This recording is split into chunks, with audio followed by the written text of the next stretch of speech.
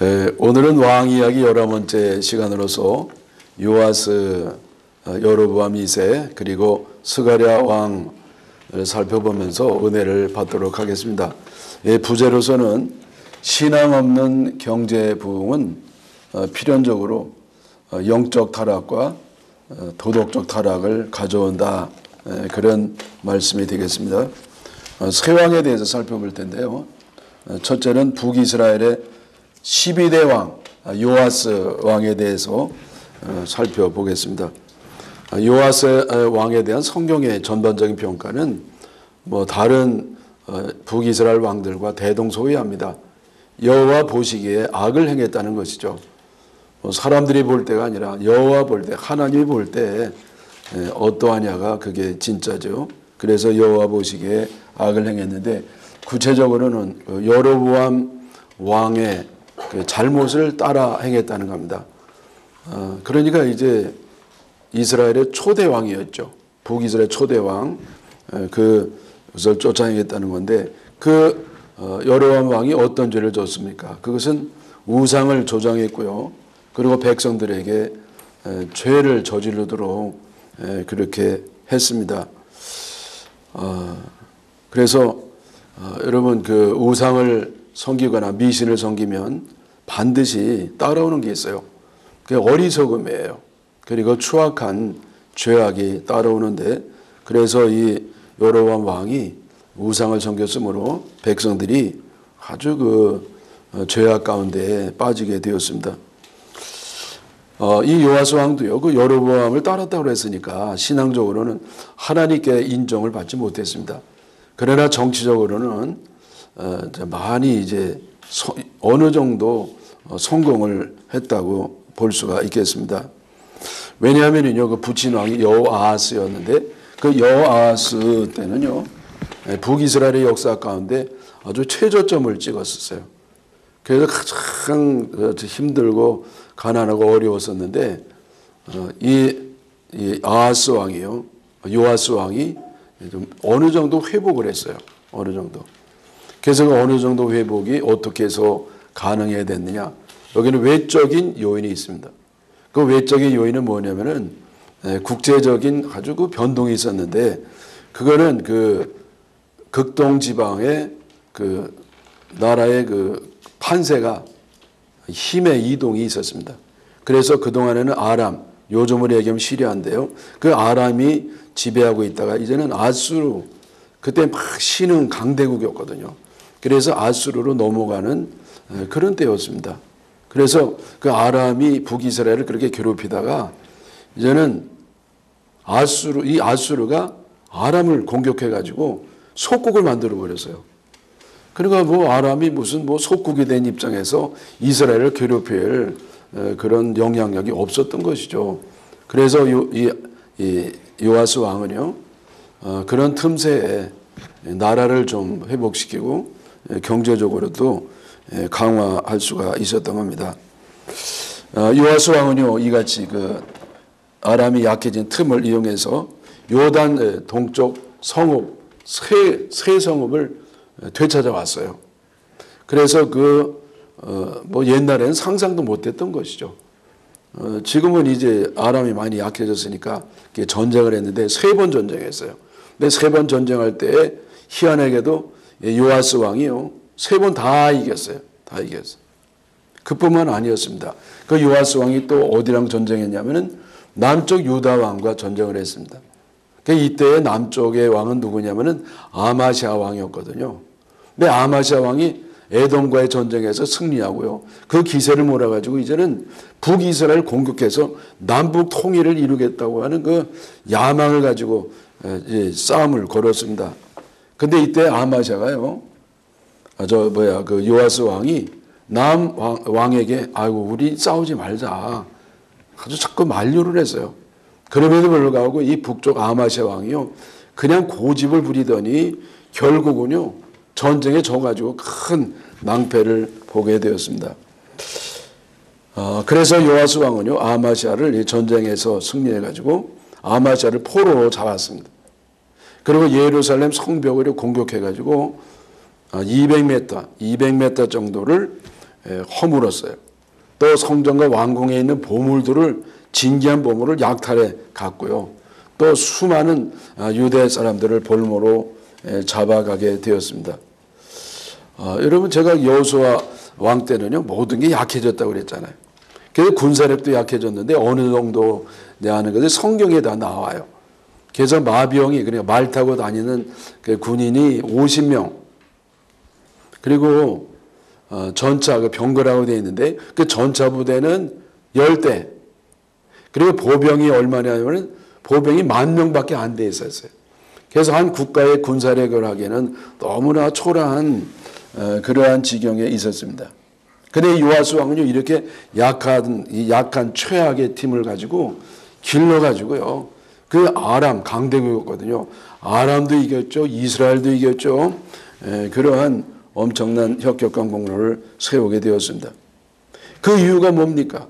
그 이유는요 이 요아스 왕이요 요아스 왕은 여호아스 그 선진 왕에게 없던 한 가지가 있었어요. 그게 중요한 이유였습니다. 그 한 가지 뭐냐면은 엘리사와 아주 밀접한 관계가 있었어요. 엘리사와. 그럼 엘리사 뭐 너무나 유명하잖아요. 그래서 이 엘리사가 죽어갈 때는요 임종을 그 왕이 봤어요. 보면서 내 아버지요, 내 아버지요. 이스라엘의 병거와 마병이시오. 그러면서 발기똥 같은 눈물을 펑펑펑펑 흘리고 그렇게 엘리사의 죽음을 슬퍼했습니다. 여러분 그래서 이게 엘리사를 아버지라고 부를 정도로 그렇게 엘리사는 엘리사를 참 신뢰했고 의지했고 그리고 존경했고 그리고 그 뜻을 따랐습니다. 그래서 여러분 그 작은 병력을 가지고 그 강대국을 이겼던 그 비결이 뭐냐? 바로 하나님의 뜻에 계시를 받은 엘리사의 그 뜻을 받들어 가지고 그 전략을 짜고 전쟁해 가지고 그렇게 성공할 수가 있었을 겁니다. 그런데요 여기 한 가지 아쉬운 면이 있어요. 그 3번이나 그 전쟁에 승리했으면 뭐 된 거 아니냐? 된 게 아니었어요. 엘리사가 죽어가면서요 그 요아스 왕이 왔다고 그랬잖아요. 그 요아스 왕이 왔을 때에 엘리사가 왕에게 시킨 게 있어요. 그리고 화살을 저 아람 쪽으로 쏘란 말이야. 그래서 쐈단 말이에요. 근데 이번에는 이 바닥을 화살로 좀 치라. 그래서 바닥을 화살로 쳤습니다. 근데 3번 쳤단 말이야. 그랬더니 엘리사가요 화를 벌컥 내는 겁니다. 뭐 화낼 일 아니잖아요. 뭐 치라고 그래서 쳤는데. 그것도 한 번도 아니라 3번이나 쳤는데. 그때 엘리사가 화를 내면서 아니 겨우 3번이냐. 더 많이 뭐 10번도 치고 막 이래가지고 뭐 신나게 막 두드렸으면 완전히 승리를 얻었을 텐데 겨우 3번만 해가지고 3번만 이길 것이다. 그리고 이제 엘리사가 죽었습니다. 그래서 엘리사의 예언처럼 그 요아스 왕은요 그냥 아람을 3번만 물리치는 바람에 결국 완전한 승리를 거두지 못하고 그 이후에도 이제 괴롭히는 그런 역사가 계속하게 되었습니다. 여러분 우리가 여기서 이제 한 가지 교훈을 받습니다. 그건 뭐냐면은 우리가 뭐를 하든지 간에 끝까지 해야 된다는 거예요. 여러분 3번 쳤으면 많이 친 거 아니에요? 아니야. 더 해야 돼요. 여러분 요즘은요 이 마귀가 발악하라는 시대이기 때문에 적당히 하면은요 그건 망합니다. 잘하는 것 같고도 안 돼요. 열심히 하는 거 어림도 없습니다. 어떻게 되느냐? 아주 그냥 극도의 집중을 가지고 될 때까지 해야 돼. 될 때까지. 예. 그 마무리도 철저히 해야 됩니다. 목숨을 걸어야 돼. 목숨을 안 걸으면 왜 안 되느냐? 내가 이렇게 열심히 했는데 왜 안 되냐? 왜냐하면요 목숨을 안 걸었거든. 목숨 걸어도 될까 말까요? 내가 정당성이 있고 내가 주님의 뜻 안에 있으니까 되겠지. 안 됩니다. 저 마귀는요 발악을 하고 있어요. 그러니까 우리가 하여튼 익스트림 아주 끝까지 될 때까지 마무리까지 완벽하게 해야 됩니다. 자 보세요. 여러분 그 불을 끌 때 이제 불이 다 꺼졌단 말이야. 근데 아침에 보니까 다 버려서 다 도로. 왜냐면 겉으로 볼 때는 다 꺼졌거든. 근데 재 밑에 불씨가 남아 있어가지고 그게 또 불이 옮겨 붙어가지고 다시 불나는 경우가 많이 있습니다. 제가 말씀드린 그 이유를 아시겠죠.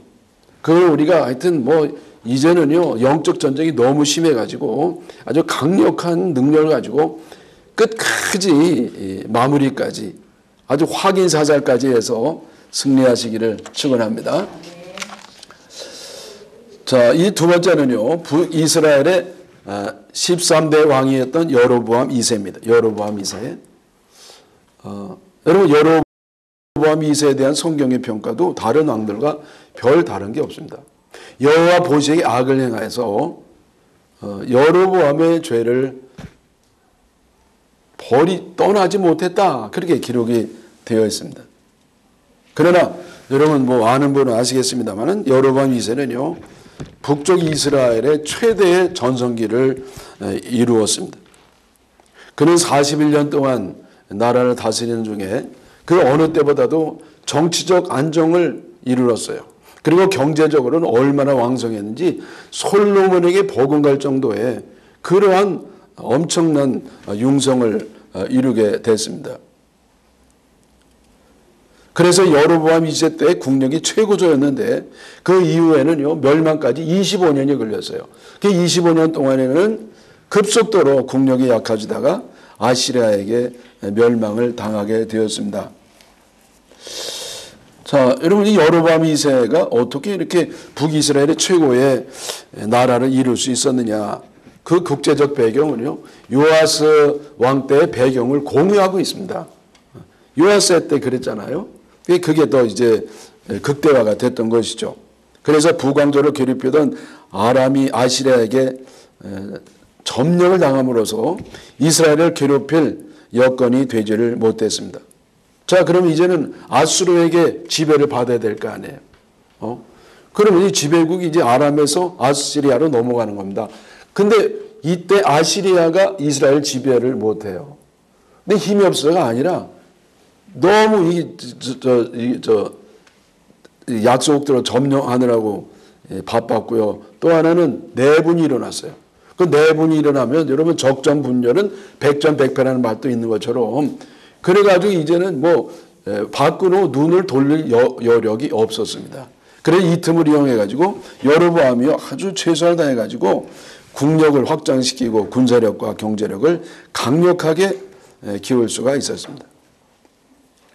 여로보암 2세가 이제 왕이 된 이후에 우선적으로 힘쓴 게 뭐냐면은 잃었던 영토를 회복하는 일에 국력을 집중을 했습니다. 그래서 이 하맛 어기로부터 아라바 바다까지 이르는 영토를 되찾았다고 기록이 되어 있습니다. 이게 하맛 어기는 어디냐 하면은요, 우리가 잘 아는 건 어디냐면은요, 그 레바논, 저 북쪽 끝이잖아요. 그래서 북쪽 끝이 넘어가지고 레바논의 그 산맥 지역, 거기까지 이제 찾았고, 그 아래로는 아라바 바다인데, 아라바 바다는 어디냐면은 사해 바다예요.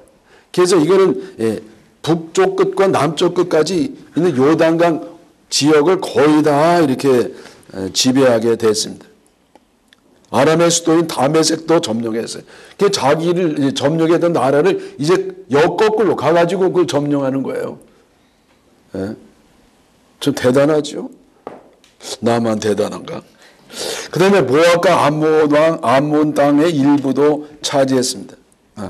또 솔로몬 시대의 영토였던 그 북쪽의 지역을 거의 다 탈환을 하였습니다. 그뿐만 아니라 가장 좋았던 건 뭐냐면은 홍해 근처에 홍해 이르는 그 도로들, 특별히 그 국제 무역로 그걸 차지하게 됐어요. 그래서 국제 무역로를 통해서 통행세를 엄청나게 걷어들였습니다.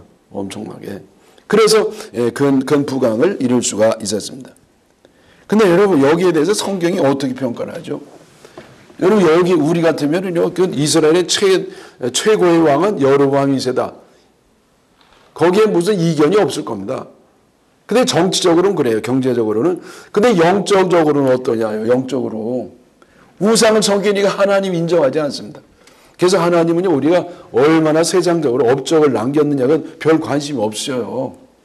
얼마나 하나님께 기뻐하는 일을 했느냐에 관심이 있으시지. 제가 뭐 여러 번 말씀드렸잖아요. 그래서 여기 분명히 이런 말이 나와요. 열왕기하 14장 25절에서 27절. 여호와께서 이스라엘은 고난이 심하고 도울 자도 없음을 보셨으므로, 자, 이스라엘이 고난이 아주 심하다는 거예요. 그리고 도와줄 자도 없다는 겁니다. 그래서 이게 망하게 생겼는데 하나님이 그걸 불쌍히 여기셔 가지고 여로보암의 손으로 구원하심이었더라. 그래서 하나님이 이스라엘을 불쌍히 여기시고 저 망할 건데 아이고 저거 좀 한번 기회를 줘야 되겠다. 그래서 여로보암 2세를 통해서 기회를 주셨다는 겁니다. 그러니까 이거는 여로보암 왕이 무슨 통치를 잘했다든지 국민들이 뭐 이렇게 능력이 있다든지 그게 아니고 순전히 하나님의 은혜로 되었다는 겁니다. 하나님의 은혜로. 자, 여러분 오늘날에도요, 우리가 뭔가 내가 이루었다고 하면은요, 내가 이룬 게 아니에요. 그건 착각입니다. 우쭐하고 자랑하고 뭐 뻐기고 다니고 교만하고 이걸 해당이 안 돼요. 하나님이 우리를 불쌍히 여기셔서 그렇게 주님께 돌아올 기회를 그렇게 주시는 겁니다. 여러분 대체적으로 주님이 우리에게 돌아올 기회를 주신 건 뭐냐면은 우리가 망하게 해서 하나님 일부러 망하게 하시지 않아요. 우리가 망했을 때 돌아오도록 하잖아요. 근데 이번에는 거꾸로 이렇게 기회를 주셔가지고 풍요하게 해서 기회를 주셔서 돌아가게 했는데 이걸 못한 겁니다. 자기가 한 줄 알고 교만해지고 아주 자랑하고 자기만 잘 먹고 잘 살고 그래가지고 결국은 하나님 주신 기회를 놓쳐버리게 됩니다. 그래서 여러분 우리가 뭔가 이런 게 있으면 내가 아니라 하나님의 은혜로 됐다 생각하고 더 겸손하게 더 순종하고 하나님께 감사하고 영광을 돌려야 될 줄 믿습니다. 자, 여러분요, 여러분 이제 때 경제적 부흥이 일어났어요. 참 좀 부럽습니다. 근데 물론 문제점도 있습니다. 문제점 없는 장점은 없는 것이니까요. 국제 무역을 통해서 이 벌어들인 돈이 백성들에게 분배되지를 못했어요. 그리고 권력을 지닌 상류 계층에게만 거의 다 돌아갔습니다. 가진 자들의 탐욕과 사치와 타락이 극에 달했습니다. 그리고 반면에 가난한 서민들의 시기심과 분노는 머리 끝까지 찼습니다. 빈익빈 부익부 양극화 현상이 두드러지게 나타났습니다. 여로보암 2세 때 활약했던 예언자가 누구냐면 아모스였어요. 아모스. 근데 여러분 열왕기 상하에는 여로보암 때는 여기 나타나지 않아요. 예언자 활동이. 근데 이러한 사회상이 나타난 것이 아모스서에 나타났어요. 그 아모스 2장 6절 이하에 보면 그게 나타나는데 여기 좀 발췌해서 몇 가지 보면은요. 아모스 2장 6절에 그들이 은을 받고 의인을 팔았다 그랬어요. 은을 받고. 또 의인을 팔았다는 건 뭡니까? 여러분 의인을요. 이 팔아먹을 정도 그 인격을 파는 겁니다. 그러니까 여기서 그 은을 받은 건 누가 받아요? 법조인이 받죠. 법조인이 받고 의인을 악하다고 해요. 또 악한 것을 선하다고 그래요. 그래서 완전히 사법의 정의가 무너진 사회를 보게 되고요. 또 신한 걸레를 받고 가난한 자를 판다 그랬어요. 그러면 세상에 이 가난한 사람이 팔려가요. 빚을 지고 빚을 못 갚으니까 나중에는 자식을 팝니다. 얼마에? 신한 걸레로. 여러분 그 신한 걸레의 돈을 갚을 수가 없어가지고 이 귀한 아들딸이 팔려가는 그런 시대가 됐다는 겁니다. 야, 기가 막히죠? 또 2장 7절에 아버지와 아들이 한 젊은 여인에게 다녔다 그랬어요. 이게 무슨 말이에요? 아버지와 아들이 한 여인. 그는 아버지와 아들이 한 여인에게 성매매를 했는가 봐요. 아니면 불륜을 했든지. 여러분 이게 극도의 성적 문란이 아니겠어요? 여러분 세상이 이렇게 경제적으로 아주 왕성해졌는데요. 영적으로 도덕적으로는 바닥이 된 겁니다. 여러분 이때 신앙생활도 얼마나 타락했는지 고발하고 있습니다. 아모스 5장 4절에 베델을 찾지도 길갈로 가지도 말라. 여러분 베델 길갈 이것은 아주 유명한 이스라엘의 전통적인 성지였어요. 전통적인 성지라고. 근데 베델로도 가지 말고 이 거룩한 성지로 가서 너희들 예배드리지 마라. 너희 예배 헛들이는 거다. 너희들 그 위선적인 예배 나 아주 그냥 보기도 싫다. 꼴 보기도 싫다. 그런 얘기죠. 또 5장 10절에는요. 책망하는 자를 미워하고 정직한 자를 싫어했다 그랬어요. 책망하는 자가 누굽니까? 하나님 말씀으로 백성들을 책망하는 겁니다. 근데 그 책망을 보다는 회개해야 되잖아요. 회개가 아니라 책망하는 선지자를 미워하는 겁니다. 자기를 찔렀다고 반발을 일으키는 겁니다. 야, 참.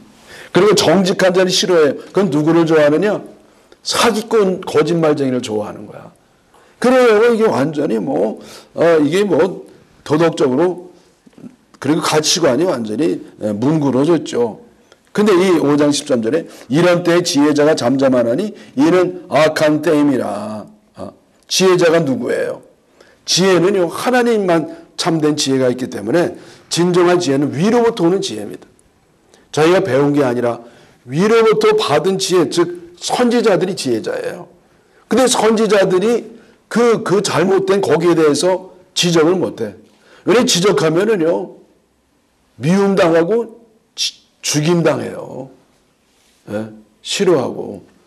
이게 완전히 몸이 엉망이 된 영적으로 또 도덕적으로 영적이 된 사회가 된 것입니다. 그래서 이런 때는 지혜가 잠잠하는 이는 악한 때임이니라. 이런 때가 언제예요? 나라가 부강했을 때, 최고조에 달했을 때, 이때 지혜자가 잠잠하니 그래서 하나님의 진리의 말씀을 선포하지 못하고 결국 종교적인 포퓰리즘을 행하니까 결국은 어떻게 되느냐? 악한 때가 됐다. 악한 때. 그래서 여러분 경제적으로 흥황한 때가 악한 때가 된다. 아모스는 백성들이 성전에서만 하나님을 찾고 세상에서는 하나님의 정의대로 살지 못하는 것을 통탄했습니다. 요즘 말로 얘기하면 교회가 세상에 변화시키는 세상을 변화하는 능력을 발휘하지 못함을 경고를 하였던 것입니다. 제가 말씀드린 것처럼 경제적인 부유함은 신앙과 도덕 향상에 도움이 되는 게 아니라 오히려 타락과 분열에 도움이 되었습니다. 여러분 안타깝게도 현 시대는요. 만몬신 숭배의 세상이에요. 그 돈신이 판을 치고 있습니다. 사람들이 돈에 미쳤습니다. 미쳤어요. 가치관이요. 제일 우선순위가 돈이에요. 모든 가치가 돈으로 평가가 돼요. 돈 없으면 인간도 아니야. 돈 있어야 아무리 형편없는 인간이라도 도둑놈이라도 사기꾼이라도 그 인정을 받아요. 그러니까 돈에 미쳤습니다. 돈에. 그런 신앙의 중요한 변수는요. 딴 게 아니에요. 결국은 경제, 돈이에요. 자기에게 돈이 들어오면 그 찍어주고 안 들어오면 안 찍어줘요. 무슨 좌우 이런 거 아니에요. 그게 돈이에요. 가치가 돈이 됐어요. 그래서 여러분 어떻게 해야 됩니까? 이 돈 우상을 버려야 됩니다. 그리고 가진 자는 탐욕과 교만을 버리고 겸손한 마음으로 나눌 줄 알아야 됩니다. 그리고 못 가진 자는요 시기와 미움을 버려야 돼요. 그리고 원망 불평도 하지 말아야 돼요. 그리고 가장 작은 걸 가지고도 감사하는 그런 마음을 가져야 됩니다. 자, 세 번째 이 북수 이스라엘의 살펴볼 왕은 누구냐면은 14대 왕이었던 스가랴였습니다. 이 스가랴는요 선지자도 있죠. 근데 그게 아니라 동명이인인데요. 예후 왕조의 마지막 왕이었습니다. 스가랴 왕은 여로보암 2세의 아들이었고 6개월밖에 통치를 못했어요. 아버지는 40년 이상 했잖아요. 최장 기간. 근데 이 스가랴는 6개월밖에 못했어. 그러면 최단 기간 아니야. 최단 기간 있어요. 누구냐면은 시시한 사람 시무리 7일. 7일이 뭐 아이고 이건 뭐 아무것도 아니잖아요. 그래서 왜 6개월밖에 돕지 못하느냐? 살룸이라는 자가 이 스가랴를 죽여버리고 암살을 해가지고 왕이 되는 바람에 결국은요 뭐 이렇게 왕조의 뿌리를 내리기도 전에 운명을 달리하고 말았습니다. 자, 그래서 여기 살룸이요. 이게 살룸이 아니라 죽일 룸이 돼가지고 이름이 거꾸로 됐잖아요. 그래서 스가랴가 죽임을 당합니다. 성경의 평가도 다른 왕과 비슷하잖아요. 열조 행위대로 여호와 보시기 악을 행하여 여로보암의 죄를 떠나지 아니했다고 기록이 돼. 이거밖에 없어요. 기록이. 스가랴에 대한 기록은 없습니다. 어떻게 죽었느냐밖에 없어요. 어떻게 살았느냐도 없고. 그게 더 이상 뭐 좀 쓸 게 없었습니다. 왜냐하면은요 할 말이 없어서가 아니라 쓰여 있지 않아가지고 아무 기록이 없어가지고 그렇게 했습니다. 여러분 아무 기록이 없는 것도 별로 좋은 건 아닌가 봐요. 그래서 이 스가랴의 죽음으로 예후 왕조는 5대를 이어지다가 끝나고 말았습니다. 여러분 아는 것처럼 예후 왕조는요 하나님을 올바로 믿어보려고 출발했던 왕조였습니다. 그 하나의 열정만 있었던 거예요. 여러분 예후는요 그래가지고 이 무너뜨리는 걸 너무 잘했습니다. 하여튼 여러분 예후 한번 읽어봐. 얼마나 시원한지 몰라. 이 악한 놈들 그냥 막 사거리 그냥 인정사정 없이 막 작살냅니다. 근데 여러분 너무 잘했어. 너무 심하게 했어요. 그 정도로 잘했습니다. 이게 잘못한 거지만은 그런데요. 그 이후에 후손의 왕들은 예후의 신앙의 열정을 이어받지 못했고 결국은 우상숭배와 타락과 분열로 나라가 망하는 곳으로 흘러가고 말았습니다. 여로보암 2세 때는 최전성기 이루었지만은 경제적인 부강은 영적인 타락을 가져오게 됐습니다. 여러분 특별히요 믿음 없는 부강, 하나님 없는 부요함, 그거는요 필연적으로 타락을 가져오게 됩니다. 그래서 결국 영적으로 추락하고 도덕적으로 타락해서 하나님 주신 살 기회를 놓쳐버리고 결국은 멸망길로 추락하게 되었습니다. 자 여러분 우리나라는 어떻습니까? 해방 이후에 우리나라는요 이제 남북으로 분단됐잖아요. 그 북쪽은 공산주의가 집권하는 그때부터 폭망했습니다. 이미 망했죠. 그러나 우리나라는요 6.25를 딛고 후진국에서 선진국 문턱까지 올라갔어요. 경제 규모가 세계 10위는 됐다는 거 아니에요. 근데 우리나라도 이 경제적으로 속이 좀 폈어요. 그게 지금 너무 어렵잖아요. 그래서 하나님께서 우리의 모든 걸 주셨는데 그 은혜를 망각하고 교회를 떠나 맘모신을 섬기더니 영적으로 도덕적으로 타락해서 나라가 양분화되고 갈등과 분열이 심해지더니 이제는 경제적 위기까지 오게 되었습니다. 여러분 이대로 가다가는 나라가 추락하게 생겼습니다. 자 여러분 다시 일어날 수 있겠느냐? 여러분 다시 일어날 수 있겠어요? 우리의 현실을 보면은요 참 비관적이에요. 이거 다시 일어날 수 있겠나? 그래도 우리는 소망을 가져야 돼. 그 한 가지 길이 뭐냐? 단 하나의 길, 하나님께 돌아오는 것밖에 없어요. 왜? 역사를 주관하는 건 하나님이기 때문에 하나님께 돌아가면 하나님은 과거를 묻지 아니하시고 우리를 받아주시고 회복시켜 주시는 줄 믿습니다. 사랑하는 여러분, 우리 민족이 하나님께 돌아가서 회복되기를 간절히 축원합니다.